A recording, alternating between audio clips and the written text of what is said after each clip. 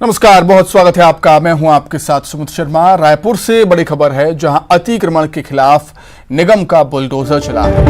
पार्षद पर हमले के बाद निगम ने बड़ी कार्रवाई की। मठ पुरैना में अवैध कब्जे के खिलाफ कार्रवाई हुई है। अवैध बस्ती पर चला है निगम का बुलडोजर। बीजेपी पार्षद पर जानलेवा हमले के बाद कार्रवाई हुई है। कार्रवाई के लिए बीजेपी पार्षदों ने ज्ञापन दिया था। महापौर और आयुक्त को ज्ञापन दिया था। निगम की जमीन पर अतिक्रमण कर बस्ती बसाई गई थी। बस्ती से गांजा और अवैध शराब का कारोबार चलने का आरोप भी था।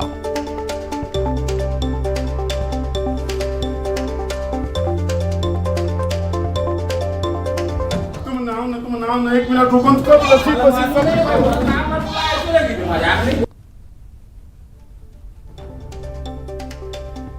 बीजेपी पार्षद धनगर पर आज असामाजिक तत्वों ने हमला किया है, जानलेवा हमला किया है और रोष देखा जा रहा है। और बीजेपी के पार्षद के साथ साथ अन्य पार्षद भी काफी नाराज हैं। बताएंगे आज हमला हुआ और काफी गंभीर चोटें भी आई। सुबह जब चंद्रपाल धनगर जी अपने यहाँ पे गोडाउन में आए थे, उनका बकरी का कारोबार है। विगत 40 साल 50 साल से वो लोग बकरी का कारोबार करते हैं। सुबह 6 बजे जब वो यहाँ पे आए तो उनके जो देख रेख करने वाले लड़के हैं उनसे पूछे तो बोले उन लोगों ने मारपीट की। किन लोगों ने बोले तो डेरा वालों ने। तो इसी वो पूछने गए कि क्यों मारपीट किया, तो उनके ऊपर भी वो लोग सब हावी हो गए और रात डंडे रापा कुदारी से उन लोगों ने उन पे मारपीट किया। इसमें कितने मकान हैं जिसको चिन्हांकित किया गया है और बिल्कुल इसे जायज नहीं कहा जा सकता कि आपराधिक तत्व है पनपे और इस तरह की चोरी प्रवृत्ति है, गांजा तस्करी कर रहे हैं लगातार। देखिए, राजधानी है, स्मार्ट सिटी है, नेशनल हाईवे के बाजू में जो शासकीय जमीन है वहाँ पर कब्जा है। यहाँ पर रहवासी लोग रहते हैं, शांतिप्रिय लोग रहते हैं और सभी लोगों से इनका व्यवहार इसी प्रकार है। आज उन्होंने पार्षद पर हमला किया। भारतीय जनता पार्टी के पार्षद चंद्रपाल धनगर के हत्या की प्रयास की, ले दे के उनकी वो बच पाए हैं, अभी वो हॉस्पिटल में भर्ती हैं। बड़ी संख्या में पुलिस फोर्स बुलाया गया है और इस जो बेजा कब्जा को हटाया जा रहा है। और सबसे बड़ी बात यह है, पुलिस ने भी इस बात को प्रमाणित किया है कि यहाँ से अवैध गांजे की तस्करी, अवैध व्यापार है वो किया जा रहा था। अब इन पर कार्रवाई की जा रही है। कैमरा पर्सन राजेंद्र चौधरी के साथ युवल तिवारी, न्यूज 18 रायपुर, छत्तीसगढ़। असामाजिक तत्व यहाँ पर सक्रिय है। इनको अतिक्रमण का कई बार नोटिस दिया गया है, लेकिन ये लोग हटे नहीं हैं। जो मार कर लिए थे, जिसको बलपूर्वक हटाया गया है। डेरा में जितने अभी यहाँ के चिन्हांकित थे उनको हटाया गया है। और भी शहर में इस प्रकार के लोग अगर है तो कार्रवाई होगी। और भी अन्य वार्डों में भी चंद्रपाल धनगर पार्षद हैं, उनके ऊपर देवार लोगों ने उन पर हमला किया और की बकरा चोरी की हमारे, उस पर हमने अपराधी रजिस्टर्ड किया है। कुछ लोगों संदिग्ध को पकड़ा भी है, लेकिन नगर निगम द्वारा हमको आदेश किया कि संबंधित जो जितने भी देवार बस्ती है वो अवैध है। तो नगर निगम के आदेश पे हम लोग को बल मांग की उसमें आए हैं और नगर निगम द्वारा अवैध अतिक्रमण को तोड़ा गया है। ये लगातार यहाँ पर अवैध कारोबार, गांजा वांजा तस्करी के भी आरोप लग रहे थे, क्या उसकी भी पुष्टि हो पा रही है? उसकी पुष्टि हुई, यही लोग काम करते थे। पूर्व इनके खिलाफ हमने कार्रवाई भी की है, गांजे में की है, एनडीपीएस में कार्रवाई की है, दारू में भी की है इनके खिलाफ।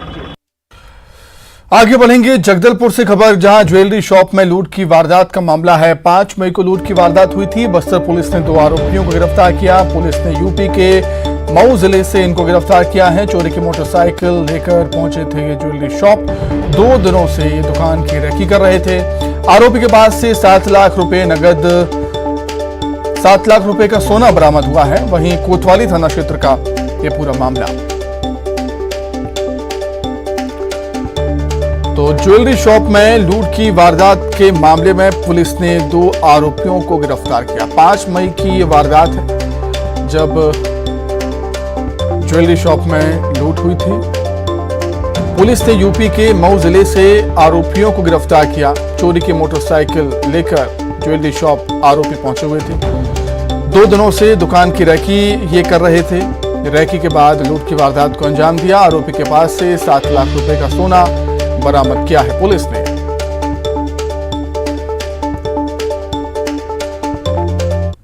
इस दुकान के और आसपास के रूट्स के सीसीटीवी फुटेज को बारीकी से अध्ययन करने पर पता चला कि 2 आरोपी इसमें शामिल रहे हैं और ये घटना घटित करने के पूर्व 2 दिन पूर्व एक बाइक की भी चोरी किए हैं 3 मई 2023 को।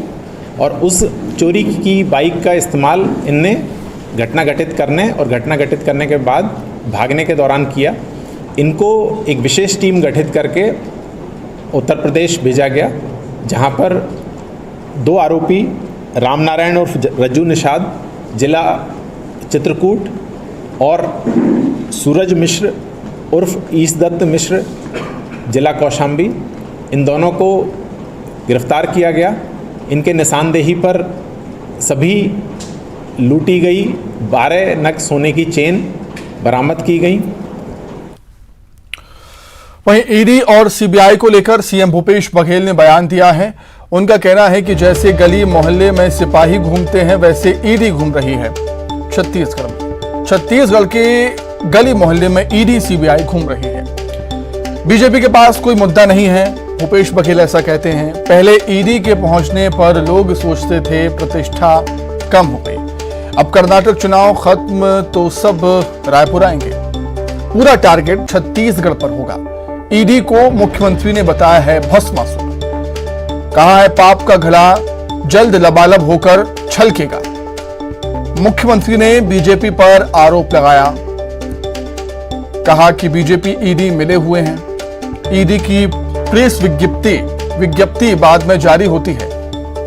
रमन सिंह पहले जारी करते हैं। जहां बीजेपी जानकारी देती है वहां ईडी रेड करती है। बीजेपी के एक भी नेता के घर ईडी की रेड नहीं पड़ी। बीजेपी के एजेंट के रूप में ईडी काम कर रही है। ईडी को अभय दान देकर बीजेपी ने भस्मासुर बना दिया, ये कहा है सीएम भूपेश बघेल ने। और आगे वो ये भी कहते हैं कि अगर ईडी गलती करती है तो इन पर कौन कार्रवाई करेगा। संभावना ये है कि ये ईडी ही वरदान देने वाले के पीछे ना पड़ जाए।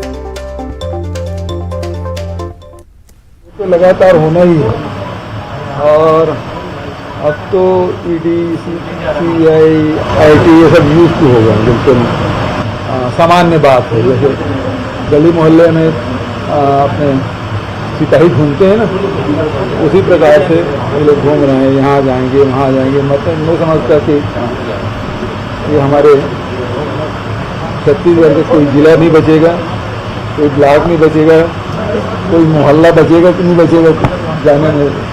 हर मोहल्ले गली में लोग पहुँचेंगे, ये स्थिति।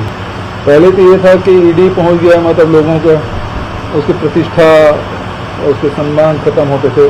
अब सब जाने ये सब राजनीतिक कारण से हो रहा है। अब जैसे कर्नाटक चुनाव हो गया तो सारे लोग अब रायपुर में आने वाले हैं। आज 20-25 अधिकारी पहुँच जाएंगे, उसके पीछे पीछे और लोग आएंगे। तो अभी पूरा टारगेट में छत्तीसगढ़ और रायपुर है। देखिए, सबसे बड़ी बात यह है कि भारतीय जनता पार्टी और ईडी दोनों मिले हुए हैं। ईडी का प्रेस विज्ञप्ति बाद में जारी होता है, रमन सिंह पहले जारी करता है। भारतीय जनता पार्टी के पेज में पहली बात आती है और उसके बाद ईडी एक्शन लेती है। इसका मतलब उसका गठजोड़ है और ये लोग जो जो जानकारी देते हैं वहाँ वहाँ वो रेड डाल रहे हैं। धोखे में भी भारतीय जनता पार्टी के नेता भी यहाँ एक आध बार रेड डाले हैं। ईडी वालों कैसे पता कांग्रेसी कौन है और भारतीय जनता पार्टी कौन है? 3 साल हो गए आईटी और ईडी को यहाँ। एक बार भी धोखे से किसी टुटपुंजिया भारतीय जनता पार्टी के नेता के घर भी रेड डाला हो बता दो। सब कांग्रेसियों के डाल रहे हैं। तो इसका मतलब बताओ कौन रहा है? भारतीय जनता पार्टी के लोग। उसी हिसाब से वो इधर रास्ता दिखा देते इधर चल लेते हैं, इधर रास्ता दिखाए इधर रास्ता दिखा देते वो वही जाते हैं। इसीलिए मैंने आरोप लगाया कि ये भारतीय जनता पार्टी के एजेंट की तरह काम करेगी थी। और अब ईडी गलत कर रही है, उसकी जांच कौन करेगा? कहां शिकायत होगी? कोई सुनने वाला है? उसको तो अभय दान दे दिया, भस्मासुर बन गए। अब आइए बात कर लेते हैं खाद्य मंत्री अमरजीत भगत के बयान की। पूर्व सीएम रमन सिंह के आरोपों पर बोले हैं खाद्य मंत्री अमरजीत भगत। चावल घोटाले के आरोपों पर बोले हैं। अमरजीत भगत ने रमन सिंह को चुनौती दी है, यदि जांच में गड़बड़ी मिली तो इस्तीफा दे दूंगा। अगर गड़बड़ी नहीं पाई गई तो क्या रमन सिंह इस्तीफा देंगे? रमन सिंह जी के जमाने में नान घोटाला होता था, 36,000 करोड़ का जो घोटाला आज भी जांच के दायरे में, केवल हाई कोर्ट के आदेश पर वो रुका हुआ है। जब जांच शुरू हुई तो उन्होंने कहा कि बदले की कार्रवाई हो जाए, इसको रोका जाए, तो कोर्ट ने रोका है। अब पलट करके जो आरोप लगा रहे हैं चावल घोटाले के बाद, तो रमन सिंह जी को मैं खुली चुनौती देता हूं कि अगर इसमें गड़बड़ी हुई होगी तो मैं इस्तीफा दे दूंगा। और अगर वो गड़बड़ी नहीं निकला तो इस्तीफा देंगे क्या, उनसे पूछिए यार। तो इसी खबर पर अधिक चर्चा करने के लिए रायपुर से सहयोगी ममता हमारे साथ जुड़ गई हैं। ममता, छत्तीसगढ़ की सियासत में चावल घोटाले का जिन एक बार फिर बाहर आया है। रमन सिंह ने आरोप लगाए हैं राज्य सरकार पर, वहीं अमरजीत भगत ने बड़ा बयान दे दिया। खुली चुनौती रमन सिंह को दी है, डॉक्टर पूर्व सीएम रमन सिंह को दी है और कहा है कि अगर गड़बड़ी पाई गई तो मैं इस्तीफा दे दूंगा। देखिए, कांग्रेस जब विपक्ष में थी तो नान घोटाले को लेकर लगातार उस समय की जो बीजेपी की सरकार थी उसे घेरा था और डॉक्टर रमन सिंह जो है इसके केंद्र में थे। उन पर अब दूसरी तरफ अगर हम बात करें तो अब कांग्रेस सरकार में है और बीजेपी जो है वो चावल घोटाले का आरोप लगा रही है और इसको लेकर, इसकी जांच को लेकर चिट्ठी लिखी गई थी और डॉक्टर रमन सिंह ने चिट्ठी लिखी थी। उसके बाद में यहाँ पर केंद्रीय एजेंसी जो है वो जाँच करने के लिए आई है और इसी जाँच को लेकर पर जो है मुख्यमंत्री भूपेश बघेल से भी सवाल किया गया था। तो उन्होंने कहा था कि सबसे पहले उन्हें डॉक्टर रमन सिंह के घर की जांच करनी चाहिए और नान घोटाले के मामले को लेकर खासतौर पे जांच करनी चाहिए। इतने जो भ्रष्टाचार किए उस पर जांच करनी चाहिए अगर वो सही में जांच करना चाहते हैं तो। और हमारी सरकार में जो कुछ भी है वो पारदर्शिता के साथ है। इसी पर जो है खाद्य मंत्री अमरजीत भगत से भी सवाल किया गया कि वो जो एजेंसी यहाँ पर जाँच करने के लिए आई है और इसको लेकर आप क्या कहेंगे, क्योंकि सेंट्रल से एजेंसी आई है और चिट्ठी लिखी थी डॉक्टर रमन सिंह ने उस पर आई और बीजेपी का ये आरोप है कि ये अब तक का सबसे बड़ा घोटाला है, चावल घोटाला है। इसी पर जो अमरजीत भगत ने ये चैलेंज किया है डॉक्टर रमन सिंह को। उन्होंने कहा कि अगर डॉक्टर रमन सिंह ये मानते हैं कि उनकी बात सही है तो मैं उन्हें चैलेंज करता हूं कि ये घोटाला वो प्रूफ करके दिखाएं और अगर जांच में सही निकला तो अगर जांच में ये बात सही निकली कि हमने चावल घोटाला किया है तो मैं जो है वो इस्तीफा दे दूंगा खाद्य मंत्री के पद से। ये एक बड़ा चैलेंज उन्होंने किया है। लेकिन अगर जांच में कुछ भी नहीं पाया गया तो डॉक्टर रमन सिंह क्या करेंगे, इसको लेकर डॉक्टर रमन सिंह स्पष्ट करें, क्या वो अपने विधायकी से जो है वो इस्तीफा दे देंगे। तो साफ तौर पे अमरजीत भगत ने एक बार फिर से चैलेंज किया है कि इस जांच को लेकर जो बीजेपी इतने बड़े बड़े दावे कर इस घोटाले को लेकर, तो अगर वो उनकी खुली चुनौती है उसको स्वीकार करें और किसी भी तरह की अगर गड़बड़ी पाई जाती है तो मैं तो इस्तीफा दे दूंगा। लेकिन अगर गड़बड़ी नहीं पाई जाती तो ऐसे में डॉक्टर रमन सिंह और बीजेपी का क्या स्टैंड होगा, इसको लेकर क्लियर करें। तो देखना यह होगा कि इस मसले पर आने वाले समय में और किस तरह से सियासत होती है। जी ठीक है ममता, बहुत धन्यवाद। तमाम बातचीत के लिए आपका बहुत शुक्रिया। आगे बढ़ेंगे कोरबा से बड़ी खबर, जहां न्यूज 18 ने बड़ा खुलासा किया है। कोरबा के सरकारी अस्पताल में दलाल सक्रिय हैं, एक्टिव हैं। मरीजों को बहला फुसलाकर निजी अस्पताल ले जाते हैं ये दलाल। सरकारी अस्पताल में दलाल मरीजों को झांसा दे रहे हैं, झांसा देकर प्राइवेट हॉस्पिटल में एडमिट करवा रहे हैं।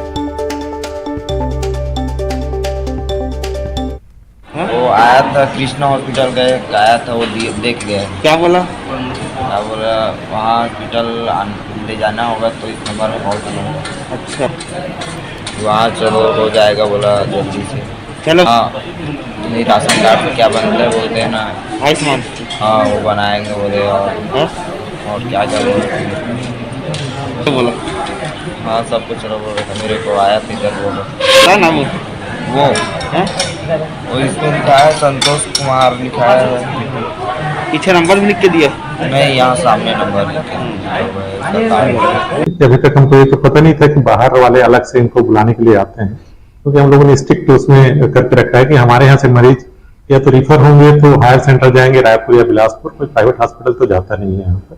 हम लोग उसको थोड़ा रोक के भी रखे हैं कि कोई मरीज ऐसा बाहर नर्सिंग होम में जाए, बेचारे गरीब मरीज आते हैं, उनका इलाज हम लोग यहाँ पर पूरी सुविधा के साथ करने की कोशिश कर रहे हैं।